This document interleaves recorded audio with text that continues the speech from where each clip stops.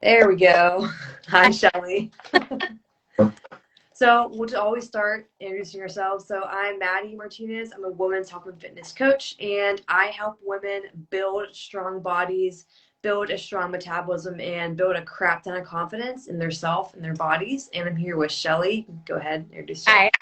Hi, Eliana Tete. I am also a mostly women's coach. I love helping women get stronger, run faster, and focus on performance, athletic performance more than anything. So. Awesome. So today we're going to be talking about why under eating is not going to get you to your goals. And that's something me and Shelly love to help women do. Shelly works mostly with athletes, but helping them understand that you got to eat more food for what you want to do, even if that involves the dreaded word weight loss. So getting women to their goals, eating more food and focusing on that. So a couple of things we're going to talk about, like our own past experience, because I had a pretty long experience of under eating and not realizing it, and then not realizing why my body wasn't changing. The stuff we see with our clients that come to us and why they haven't reached their goals yet, and also the benefits. What happens when you start eating more food, and what all the possibilities you can get once you kind of get on that bandwagon. Yep. It's just a little side note to that. When Maddie and I were discussing what to talk about today, she's like, have you ever had experience under eating? Unfortunately, I am a woman in America, and therefore, yes, I have, because I feel like pretty much every woman I talk to has gone through some phase of under eating with the impression that that's what they needed to do for whatever reasons. Mm-hmm. Mm-hmm. That's you. You are in good company. Do you want to go first and talk about your experience with it? Yeah, mine is, I mean, I have to say, it's almost a distant memory at this point, thank goodness. Mm-hmm. Because I'm in my 40s now, and I feel like a lot of women go through that, like in high school and college, maybe early 20s. I don't know, maybe in their later years. So I feel like I went through that phase for a very, very long time. And I think what happens to most women is they think, I want to lose weight, so I'm not going to eat a lot. And they lose some weight really quick, and then they stop losing weight, and they're like, what do I do? What's going on? And so they continue to eat less and less and less and less. And that's definitely what I went through. I mean, we're going back into like the late 90s, early 2000s, but same story, different year for most women. And, it's a vicious cycle. At some point, you stop having energy. At some point, you can't do the things you want to do. At some point, you probably start losing friends and family because you're cranky all the time. Mm-hmm. And so I certainly did go through a phase of that many, many years ago. Um, and I think it's still so prevalent because all we ever hear is eat less to weigh less. And it's really not the case because most people do it the wrong way. So, Right. Yeah, and my experience with it was definitely did the under eating in high school because we didn't know any better, nor was health class really giving us any help. I remember which is just funny because I was talking to someone, or I was reminiscing with them, and a gym teacher, slash health teacher, was telling us like, even if you ate 100 apples a day, you wouldn't be overweight. And I just think how like funny that is. Like, this is just there's not a lot of anything with that. It's not very right. helpful to like a 15-year-old who is very focused on having a thigh gap. I mean, that I'm like, really? That was kind of my experience in high school. It definitely trickled into like early adult years. I used to be really into CrossFit. I loved the mentality of like going super hard, like leaving on the ground, like dying pretty much. And I never understood why I couldn't develop the physique and the body that I wanted to, and why I couldn't get stronger. And there were older women there, 30s or so, because I was like the youngest one there, way stronger than me, but I thought I worked harder and I just wasn't eating enough food, and it just kind of sucked. Like, I was watching myself now looking back, I'm like, wow, like I could have progressed and got so much stronger and faster and better if I would have just been eating more food, but I just didn't realize. I didn't know. I thought I wanted to lean out, So I thought, okay, let's eat like bare bones and let's go do 10 wads in a row and call it a day. I'm like, yeah. Yeah. And I mean, leading into our experiences into other women that have come through sort of the doors is so many women, especially these days, are picking up on the trend that they want more muscle, they want to look more muscular, and that's awesome. But what 9 out of 10 women and men don't understand is you don't build muscle just by losing weight. In fact, it's the opposite. And to build muscle, you have to give your muscles something to build off of, which is food. So I think it's great that like a lot of like the CrossFit athletes now are like more common names. People know who they are and be like, oh, they look so good. Like I want to look strong like them, or I want to look strong like the Olympian gymnasts and stuff. And people think the way to do that is to eat less and lean out. But what you're left with is not muscle. Yeah. You're not eating. And so Yeah. Yeah. I mean, yeah, how many times have you gotten a new woman client? For you, it's mostly like athletes and runners that want to be, I want to get more toned. And I talked to Sarah, she just commented on here. Talked to Sarah about this, that women want to get toned, but don't realize we can't quote unquote tone. Really, it's just reducing your body fat and showing your muscle if there's no muscle there. yeah, And for the longest time for me, I really struggled building muscle like in my upper body. And I just kept thinking, okay, if I do another diet phase, this time my shoulders are going to show up. No, I didn't have shoulders. I had shoulders, but I didn't have the actual muscle. So it wasn't a matter of reducing my fat to show muscle. There just wasn't any muscle there. So I really had to focus on, okay, I actually have to eat more food for my goal and not just keep repeating the same pattern of eating less to show something that's not there. yeah. And I think what a lot of people don't understand, especially in the days of social media now, you see really good athletes or you see a before and after, and people don't tell you that there are years of Mhm. muscle. I mean, I've been lifting weights consistently for 12 years, and I am not someone that I would look at and be like, oh, I'm like really muscular, because it takes so much time. And because I've gone through dieting phases, I've gone through phases where I was more focused on an endurance sport, which is a terrible FYI, which is why you have different seasons depending on what your goals are. But Right. people don't realize like those fitness models you're looking at, that took a lot of time. Sure, there's like outliers that can put on muscle overnight, but 99% of the population is not like that. And Exactly. Yeah. I'm pretty sure I haven't had one client that comes in and I'm like, oh, yeah, we can diet right away and you'll get exactly what you want. That's rarely ever the case because there's so much things we have to undo and we have to relearn to where we can get to that position where you can actually focus on weight loss. yeah. And just from a like overall overarching kind of theme why eating more usually helps with our goals. Because again, if your goal is fat loss or if your goal is performance, obviously you need muscle. And what people don't realize is if your body is made up mostly of fat, you are sitting at a huge disadvantage from a metabolic standpoint. Because Mm-hmm. fat at rest burns a whole lot less calories than muscle at rest. And so I'm always encouraging my clients not just about strength training, but of course what you're eating, the type of food you're eating matters so much. You can only build muscle through certain strength training. You can only build muscle if you are giving your body what it needs to build those muscles, protein, the right amount of carbohydrates, all that. But what people don't realize is if you're not building that muscle, you are also slowing down fat loss if that's a goal. You're slowing down metabolic processes if that's one of your goals. And so it just not just from an aesthetic point of view, but all the functions that you're trying to improve will improve if you're putting on muscle, and you cannot put on muscle if you're not eating enough, point blank. Yeah, no, exactly.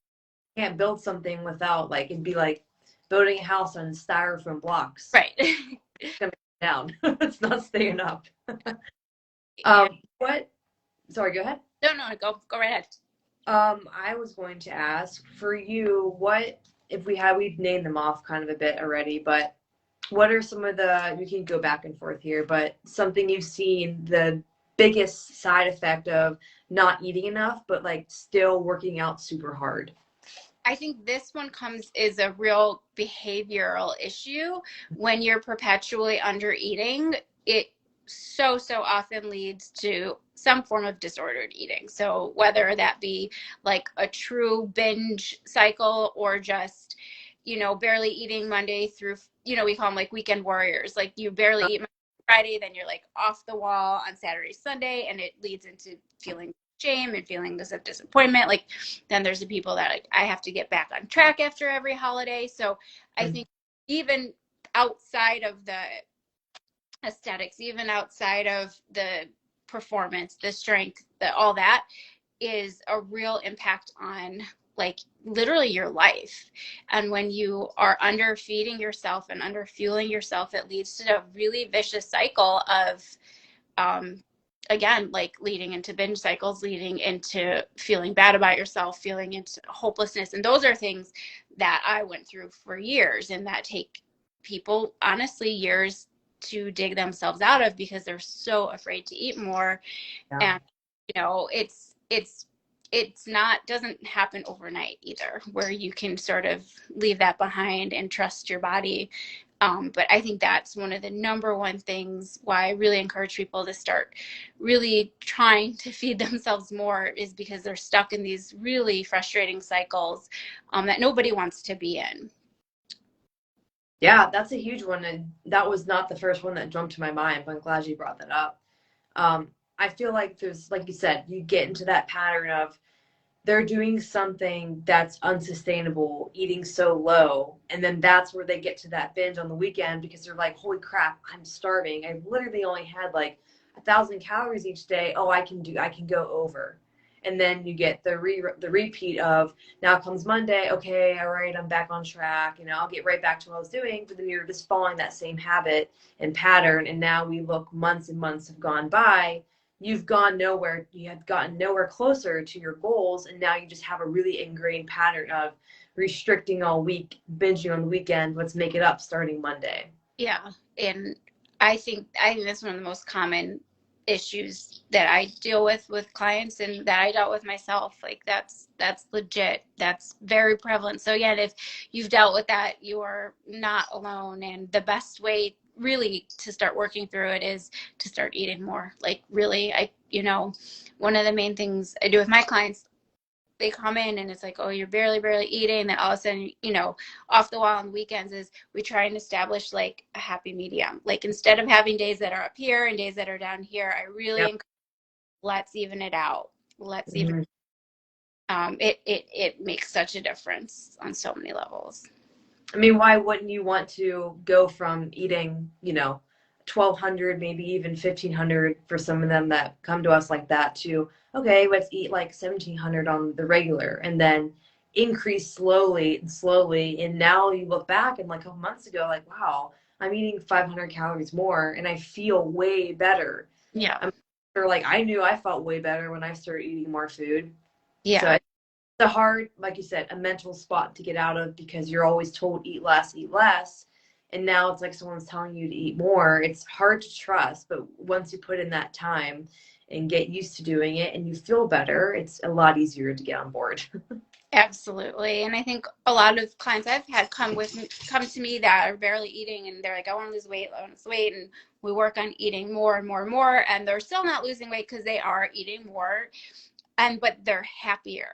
And Mm-hmm. they start to not even care what the scale says. They're like, oh my gosh, I feel so much better. I don't feel like I'm at war with food. Mm-hmm. And eventually we can get into some sort of a fat loss phase if that's really the goal. But it's amazing to see people who think their goal is fat loss, but really their goal is to kind of mend that relationship with food. Mm-hmm. Candace, that was a good comment. I've known her for a good bit. She's great. Um, For sure. and Shelly. One I thought was interesting, and like you said, just eating more food. Wouldn't you like to be able to eat more food in general? right? Because how many times, and it's been a while since I've had this happen, since like you're hanging out with different people, and a lot of times when you're in the fitness community, we all talk the same things. But you can think back, I can think back to like holiday things, and people were like, oh, well, I was good, so I'll get a little bit extra. Well, what if it wasn't like morality based and you always got extra because you needed extra, not because you deserved it, but you truly need it?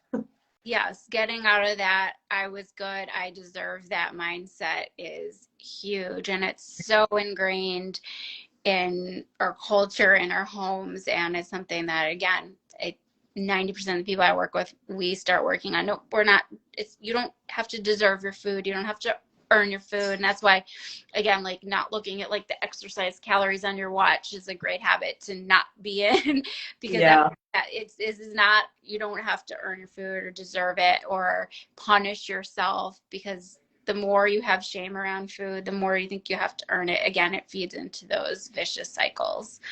Mm. Funny though that you just said that about like we always wanted to eat more. I love food. Not a food. I'm not like into fancy food, but I enjoy food. But I just ran a marathon on Sunday, which meant that the last week of my life literally was about eating like a lot of food and a lot of carbs. And if you talk to anyone that just has come out of that, we're all like, I'm so sick of carbs. I'm so sick of food. But it's again, it's like once you give yourself permission to literally eat as much as you could ever want, suddenly it becomes less appealing because it's like it's not forbidden. Like it's Yeah. and that's Yeah. another, the more you restrict, the more you forbid, the more you want it. So like give yourself permission to eat God knows how many calories you have to eat in the week of a marathon. You are like so sick of food, but it really does show how mental it is. When we restrict, we want it more. When you give for full permission, it suddenly becomes like, not Yeah. that appealing. That's just food. It's literally just food. It's just fuel. Yeah, well, two things with that. I was talked about this a little bit on Monday, but I went through a bulk phase last year, and I just getting out of the diet now for me, starting to watch. I was eating, and this might not seem like a lot now that I think about marathon prep, but at one point I was eating 340 grams of carbs daily. It's a lot. Yeah, It's a lot. there Yeah. it was a full-time, part-time job to eat that much, and it wasn't as fun. Like once I Right. crossed 20, I'm like, I love carbs, but I don't know about carbs that much. So Yeah, it's like, and it's because again, permission to eat, and you're like, oh, it literally is just food. It's yeah, yeah. I mean, yeah, the brown sugar was great on my oatmeal, but you can only eat so much brown sugar before it's like I'm eating sugar. But I remember I talked about this, I don't know how many months ago this was, but one time we went out to dinner, and we like to go out to dinner occasionally here and there. And like, I felt like a flip switched in my brain because growing up and having like terrible guidelines on health and how to lose weight and be healthy, all those things, like I always took it as like an all or nothing, or if I had this, I had to go all out if I was going to eat the thing or not eat the thing. And when we would go out to eat, it always felt like it was such a like, oh, we're out to eat. I get to try everything. I get to eat everything. And it was not too long ago where I had that thing where like I don't feel like I really have to anymore. yeah. I don't crave it. And now we go out to eat, which has been forever because I've been in a diet phase, but I don't have that need anymore to eat everything. I'll take stuff home or I just won't finish my plate. It's not morality based or restrictive based, and it changes how you literally think about food, which is It, insane. yeah. Yeah, I always bring it. Probably the least religious person you'll ever meet, but I do know the story of like the forbidden apple. Like, don't eat the apple, and of course, I'm gonna mess up the story. Don't yell at me, people who are in the Bible. But I think it was like Eve eats the apple because she wasn't allowed to. Like, it's Yeah, forbidden the fruit. oldest story ever, and it's so pervasive in our culture. Don't eat carbs. All of a sudden, all you want is carbs. Don't Yeah, whatever. So yeah. anyway, Thinking about celery. yeah. Sure.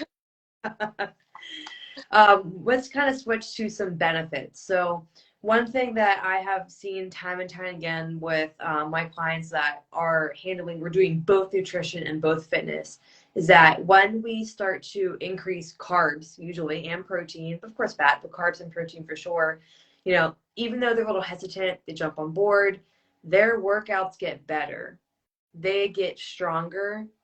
The scale doesn't change, but the body composition improves. Uh-huh. And kind of breaking that down, I'm sure you see all the time, is like when you're working out on literally E, can you perform that well? Can you do more push-ups? No, you like really can't. So now we give you the energy to do that. You're like, wow, I can do 5 push-ups now, or wow, I can do 10, or wow, like I can bench press something way heavier than I could before. So then your body changes. So Yeah. just from the perspective of eating more food, you're going to work out better and stronger, and you're going to gain more muscle and essentially burn more fat. Right. It's like um it's like kind of a slippery slope, but in a good way. So you're eating more, so now your workouts are better fueled, so now your performance is better, so now you're able to build more muscle, get faster, and all those things. Mhm. If fat loss is a goal, also it's going to help because you're going to be able to have more output in your Mhm. workout.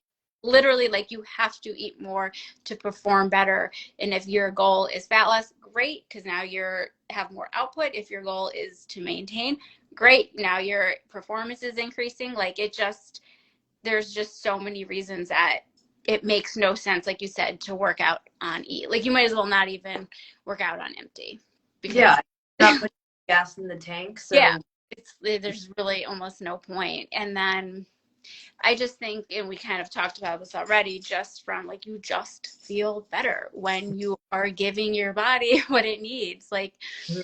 and I don't think people realize how crummy they feel until they start eating more and eating more of the right things. And, I want to be clear. We're not saying like, oh yeah, everyone needs to eat more. So like go eat a bunch of, fried crappy food. Like, again, I'm not demonizing it, but there's, you know, I always tell my clients, it's like you eat more, but eat more of the things that your body really needs. So again, making sure you're getting your nutrients, making sure you're getting your protein, making sure you're getting those healthy like fats, the omega-3s. Like there's, again, yes, eat more, but also we want to be cognizant. I don't want to pretend to be like, yes, eat more of everything and you're going to be great. Like, no, that's not being genuine either, but making sure you're getting enough of what your body really needs to get it to where you want it to go. Yeah, I mean, if you want to build muscle, how can you build muscle without the parts for it, the pieces for it? And if you're not eating nearly like so many people are like, yeah, I eat protein, and you look, I'm like, okay, I see 50 grams. Yeah. That's a good try. That's a It's couple, but really opening when yeah. most And, people think you're eating healthy until all of a sudden you're like, most people are vastly under eating mhm. protein and honestly vastly under eating vegetables, fruit, things with fiber. And that's also pretty eye opening, I think, once people start realizing, oh, I forgot like all the things you sort of learn as a kid that you should eat somehow fell by the wayside when you became an adult. And Yeah, adding those things back into the diet is usually pretty dang helpful. yeah. And I like that you brought up we're not saying just eat whatever, like you said, it's like if you want to build muscle, if you want to perform better, the benefits are endless with just eating more protein in general. Like Yeah. focusing on protein to start with, you can get a lot out of that. That's the building block, for building muscle. And we look at energy, I mean, runners need a crap ton of carbs. I would Yeah. I would probably say they probably need more than people who just lift weights, Yeah. because endurance. Most most endurance athletes are vastly under eating. Yeah, Vastly. Because wild. they're like, I'm able to get through my workouts, but I'm like, there's a difference between getting through a workout and having a meaningful workout, having one where you're actually making progress. And a Mhm. huge part of that is um, getting enough carbs in, which most endurance athletes do not do. Like, not even close. Not even close. So, Yeah, that was right. a lot. We could talk forever on like Yeah. undereating. Oh, but everyone's got that long of attention span. So, we'll do a part two though. we had talked about doing a part two.